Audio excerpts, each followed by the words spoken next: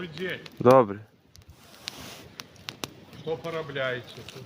Ничего, сидим, греемся. А? Сидим, греемся. А?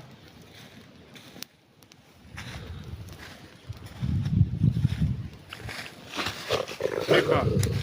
Тихо. Тише, Макс. А что по ночи? А не, вот сидим просто так. А? Сидим просто, наслаждаемся. А? Понял. Не браконьеришь, не? Да не, какие браконьеры. Так, лес чистим от мусора.